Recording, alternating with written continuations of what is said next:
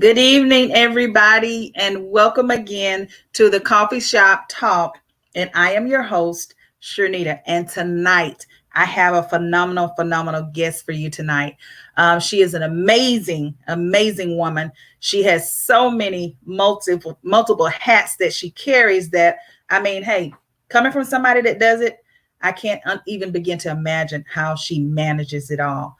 But I'm excited to introduce her tonight and our topic. I want you to understand that women media moguls are out there, and they are not only out there, they are doing their thing. They are rising. They are phenomenal. They are breaking not just glass ceilings, they're breaking down the doors. Matter of fact, they're shattering the buildings. And this woman is no different. So, if you will, I want you to help me welcome our very beautiful and special guest, Miss Melinda Santiago. She is an author. She is a CEO. We're going to get into a little bit of that. But I definitely want you, this is the uncut version of the Coffee Shop Talk, and we are about to stimulate your soul with some awakening moments and excerpts from her book. We're going to spill not the tea, but the coffee. The coffee. Mhm. Welcome, Melinda. Thank you for coming on the show tonight. Thank you, Shernita. Thank you so much. And I apologize. Can you hear me okay? I can hear you great. So I'm in the stairwell at the Hawks playoff game because they invited my client Bobby V to come sing the national anthem kind of at the last minute. And who doesn't want to go to a playoffs game, right? So Exactly. I had to duck off into the corner and into the stairwell and make sure I got on this interview with you, Shernita. And thank you so much for having me. Well, I appreciate that. So, I'm going to delve into it because I know, as always, that's what many moguls are. You're balancing. You're doing what you have to do to get it done. You know, you're balancing all of the things out that you're doing. And I want to kind of share with people just a brief background of what it is that your firm does. I mean, you offer management. You offer PR. you have, hold up, I got it right here. Here we go. Film and television, consulting, public relations, music publishing and administration, concert booking, and book publishing. My God, girl, where do you find the time to write a book? I don't know. And thankfully, I can say this. Thankfully, everything kind of works hand in hand. So when one operation is moving, it segues into the others, and it was purposely and intentionally done this way. So everything would find its way to create lanes and to create opportunities for other people. So Exactly. And I love how you do that. And I'm getting ready to set this thing up with the different steps here. Um, I know on your website, and of course, if you Google Melinda, all kind of stuff gonna come up. So I'm not gonna even go through all of it. If you have time, please make sure that you go to her website, and we'll put that information up at the end of the show. But just in looking and at who you are, and of course the multiple interviews that you've done, you've shared your background, you shared a little bit about yourself. I want you to share with our audience who you say Melinda is.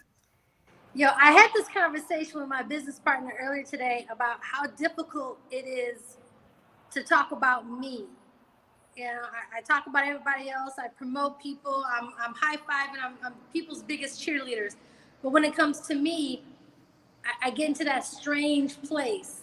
Like, Mhm. oh, this is what I do. But people are like, no, Melinda, who are you? And I had to really try to figure this out. And I come to a couple of things. Like I'm a servant. Mhm. I'm an energy piece. I'm light. I'm love. I'm somebody who understands what love and the power of love does. I'm a Exactly. walking testimony, I think. I'm Mm. somebody who believes in integrity, someone who I won't sacrifice or jeopardize certain things for not not good business, right? Right. Right. So who I am is I'm a mother of four. I'm divorced, uh, single. Let's add that part, right? Okay. I'm a businesswoman. I'm a life coach. I'm a friend. I'm a sister.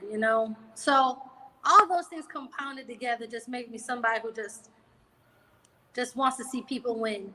You know, Uh-huh. and somebody who, as much as I can do, I will. Yeah. And it shows. It shows in all of the things that you do. It shows, of course, in how God has allowed you to build and to add on to what you're gifted in doing, and that ability, to be able to connect and connect the dots. And I love seeing that. That's the type of person I am too. I believe in you operating your gifts. Yeah. You do what you have to do to, because they're not ours to keep. He Right. gives them to us so that we can sow into the kingdom. And I tell people all the time, being in ministry, a lot of time people, have a specific way that you should be. And I, when I first got called, I was like, you sure you want me? Because, I'm not that typical person. I'm But you so know what? outside. That's what God uses us because we meet people at their level, at their entry. Mhm. You can't have someone who is holier than thou speak to someone who's in the streets. Yeah. That's not always how it happens. You got to Mm-mm. meet people where they're at. So Where they are. I love what this conversation just said, because that's kind of what this book did. I talk to people where they're at in their That's idea of who God is, and it's not a faith-based book at all. no, It's no. for atheists, it's for God-fearing people, it's for people who are questioning and people who are looking for answers and people who are just stuck and people who have had epiphanies. Yeah. It's very relatable. But yeah, Yeah. that's what I love it. Yeah. Yeah. And reading it, I was like, wow. Okay, I didn't see that coming. And we'll get to what that is, because I do have some excerpts for you all. Definitely tune in. So, and sharing that and sharing who you are, and like I said, it shows. You don't have to walk around with a title stamped on your forehead. When God uses you in a great and a mighty way, He the one, exalts you. And that means many times you'll go in places other people can't go. I recognize that, I tell people all the time, the pulpit is not my only ministry. That's just one of them. God has allowed me, He gave me creative abilities, and I know I'm to use them, for those reasons, to reach, like you just said, those people. You have to reach them where they are. So in saying that, I know you've done so many interviews. You've had them done and you've done them yourself. Yeah. Yeah. So think right now, take a few seconds, think about something that you have never disclosed. But if you did, it would help somebody out because it's your truth. Hmm. Mm-hmm. Mm-hmm. See, that's because I'm very transparent. So I think I've spoken about me, being homeless, me, being used, cheated on. Oh, one thing I haven't disclosed is, okay, so I was dating and I always questioned God. Why did all of these things happen to me? Because a lot of things were happening to me. And I'm like, what am I doing wrong? Because at that point I was looking at those like bad. I was looking at those as they were bad. Mm-hmm. And then in reality, I had to go through all these things so I could help other people. And I had to go Right. through them so I could help others. But the last relationship I was in with my kid's father, I was pregnant and he cheated on me and got someone else pregnant at the same time. Mm. And being in a situation like that, and it's tough because I already have another child with him, it became a struggle of integrity and a struggle of, how can I say this?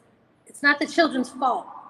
And it's surpassing yourself and getting out of your own feelings and getting out of your own way to make sure that the family unit, including anyone coming in from the outside, is included to ensure the overall emotional health and emotional stability of the children. So that was a tough thing for me to get out because, easy for us to jump into our own feelings and hate someone, be mad at someone, blame someone. But it takes a very strong individual to embrace and say, you know what? There's a mistake that happened, but this is how we have to get through, and we have to do it. So I never disclosed that with anyone. That's crazy. But yeah, that happened. You heard it first here on the coffee shop talk. That's what happens when you drink. Yeah, I'm just saying, this is more than the tea. Right. Well, I'm going to go right into just a little bit about your book. We were Yes. talking about your book. And before I do that, I understand what it feels like to have multiple gifts, as we talked about earlier. And you feel like sometimes, you have to do it all at one time. Um, Almost done. Sorry. do them all at one time, or if not, you're gonna feel like things aren't working right. Have you ever had a moment where you wanted to say, Melinda, just slow it down, just Yeah. pause? Yeah. And A if lot of so, times. what did you do to reset? I think I do a lot of meditation, and I do a lot of one-on-ones with myself with pros and cons. What's serving me, what's stressing me, what's a priority, what's something that I want to do versus what do I need to do, and then just regrouping. And sometimes it's okay to shut yourself down for a day or two and just regroup. Sometimes it's okay, and this is what I preach to people, to do nothing, Mm-hmm. to Yep. find balance. Like, the universe works in such a beautiful way. If we pay attention to how it moves us, it's not us Mm-hmm. making the moves. It's really how it moves us. We just do Right, right. we just execute whatever the feeling is. So I do regroup a lot. It happens. It happens a lot, and I get a lot of no's. I get frustrated. A lot of things don't come through. It's how do you bounce back, and how do you take that L and turn it into a win, and realize it wasn't for me at that moment. But Mm-hmm. it's not that it's not for me in the future. It's about changing the mindset and saying, you know what? I can't think that everything that happened to me was bad. I have to look at it like I wasn't ready for it. Was I prepared enough? Was I ready for it? So I don't blow the chance. Okay, so becoming CEO of a firm of this magnitude, I Yeah. want, because again, we're talking about women in media. We're talking about women in a male dominated industry, Yeah. that you have to not only be your best, but you have to be more than your best sometimes, just to stand toe to toe, it seems to them, when you do the job sometimes better than some and many males. More than often. But you You know what? We're listen, catching on I to a was lot of thinking it, but you said it. a lot of men are actually they're looking at this now. I'm like, you know what?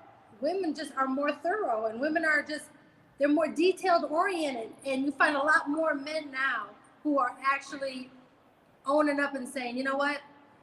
Women got this. It's no longer male dominated to where they Yeah, don't give the women their credit. yeah. You're finding a lot more men. Snoop Dogg just announced his wife now, like as his official manager, and it's Okay. it's Yeah. we're pretty It's we're a good pretty we're feeling. pretty awesome. You know we are. You know we are.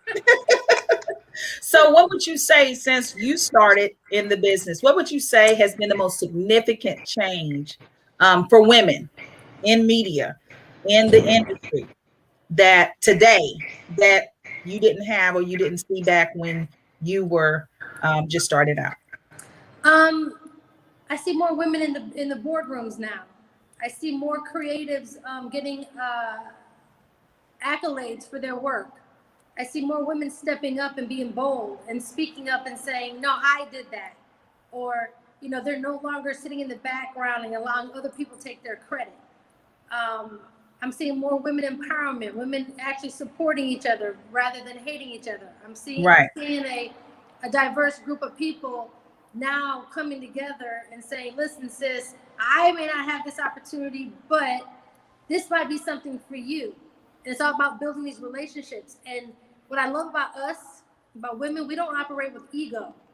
So it's Exactly. easy for us to pass the torch and pass the baton and say, hey, I can't do anything with this. Maybe you can do something. Because when you're working from a space of love and honesty, Mm-hmm. come on now, like nobody's my competition but me. You're perfect in your way of what you do and how you do it. And you could give me the blueprint all day long. I can't do it like you. You can't do it like me. So let's just do it the best way we know how and get it done. As long as we execute and accomplish, right? So Girl. there's no competition. I think women need to stop looking at each other like that. And I've seen a Yes. lot of people Yes. more glorifying than underlying. Yes. And I love you said that because I say that all the time. You know, I don't have to be jealous of anybody and what they do. God gifted me real good. So I know how to stay in my lane. And I'm the same way. I have people all the time say, why do you help them? And they do what you do. I say, well, helping them is not going to take away from me. If anything, it's going to add to it because God will be the one to bless me. Come on now. That's I don't have that crab mentality. And Right. trust me, it was so funny that once I had that said to me, that I had a jealous spirit. And I said, I might be guilty of a lot of things. That one is not one because I'm able to do multiple things.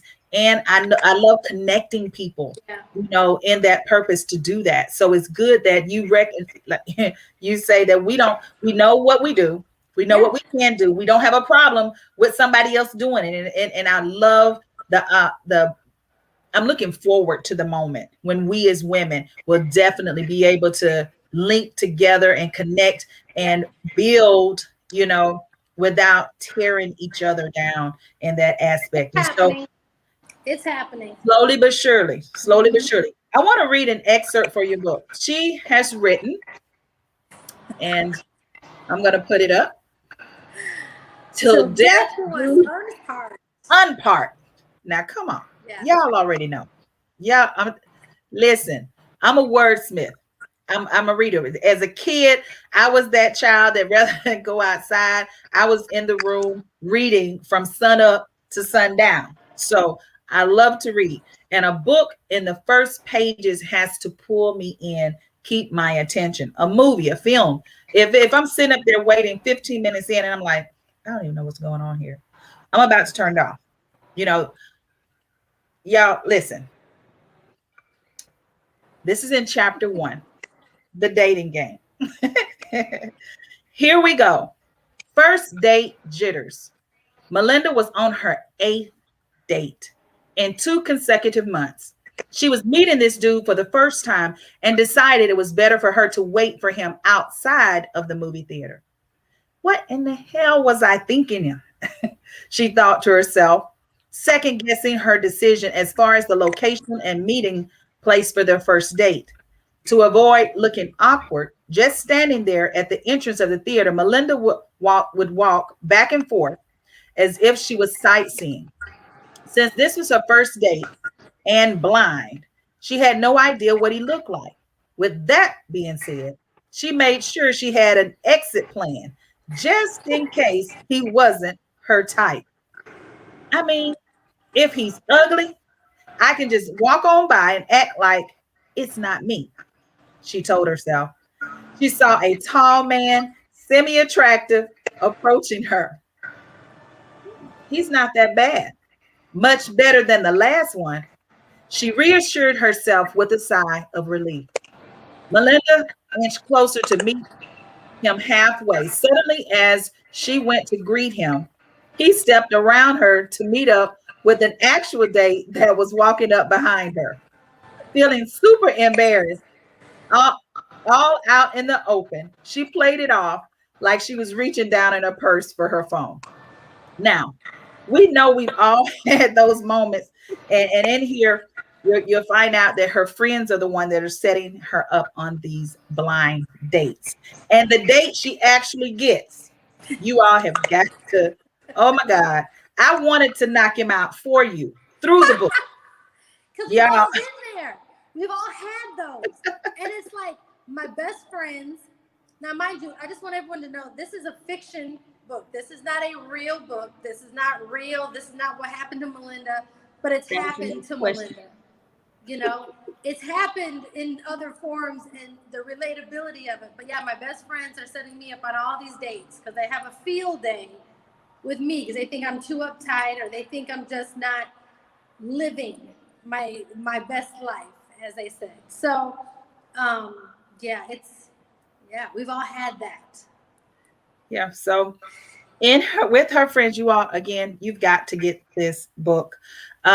Just to give you just a quick recap, Melinda date finally shows up, and he is not the date you want to show up.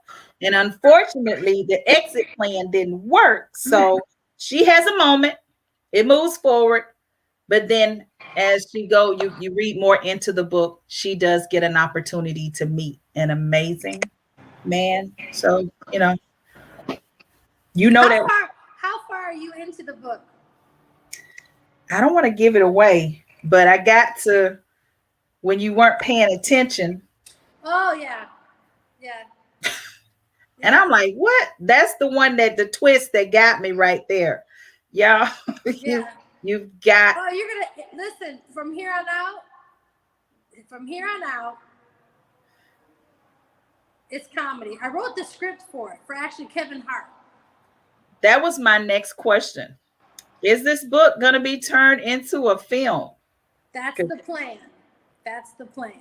Okay. So So I'm looking for Kevin Hart. I wrote it specifically for him with a character in mind. So when you read it and as you move forward, as you're reading the I character, you're gonna know yeah, exactly who it which is for one it Kevin is. Hart. Mm-hmm. Yes, yes. And you definitely gonna have to keep me plugged in because hey, when the screening happens, I want to be right front and center with that. It's a romantic comedy. There's some drama and it's some fun. So you ready?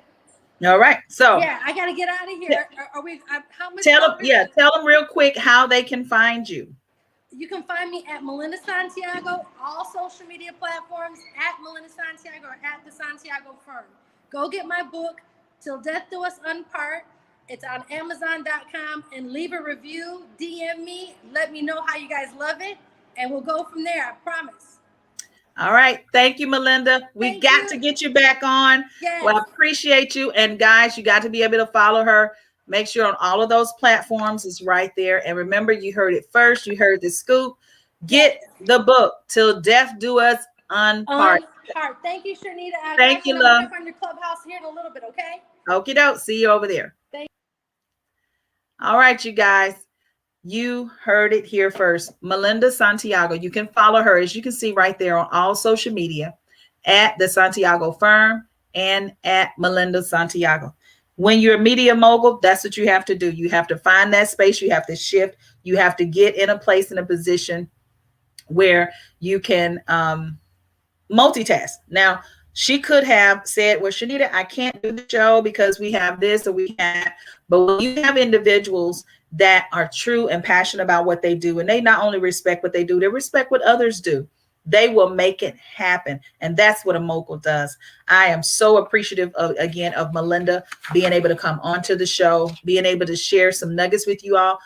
I got the book on Kindle. I love having books in person, but I also have books that I download in the ebook form because sometimes, I can't put that book in my purse or whatever, and I want to have it to be able to read, to have that version. And I have been enjoying this book. I am at a part right now where Melinda has a tragedy to happen, and she uses her name in there, and the character's nickname is Mel. So again, make sure you go to Amazon.com, and I'm going to put the book back up again so you can see it.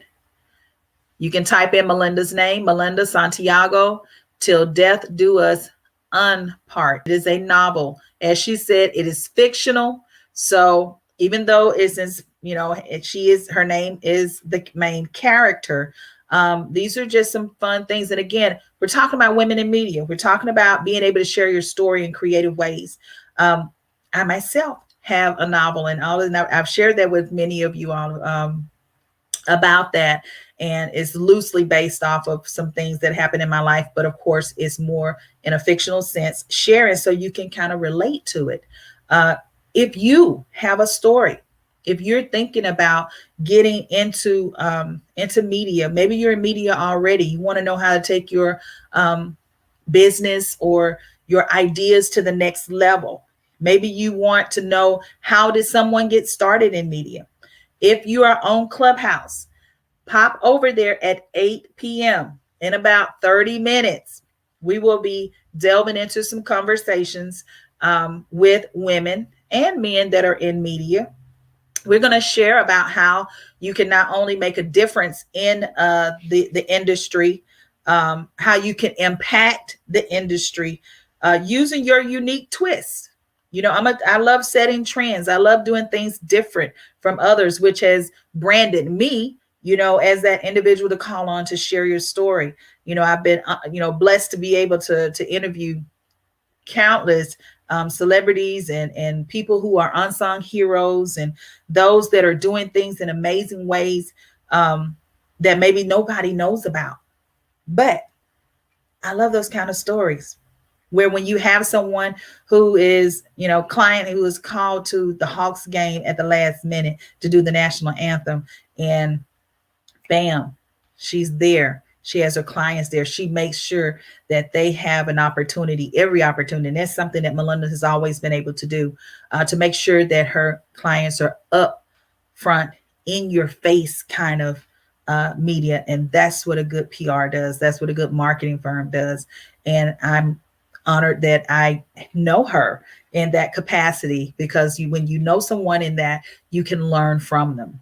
So if you want to know how to get in media, if you want to know how to increase your niche, so to speak, or you want to learn more about it, we're going to have some amazing people on there. I'm going to have hopefully my friend Pichanda DeVos, who is a playwright, award-winning playwright.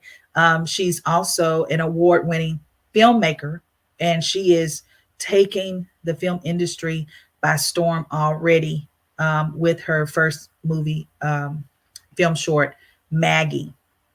Her next one, Bus Stop, is in post production now, and so you'll see my timeline flooding a lot of that. And I hope you get a chance to hop on with us again.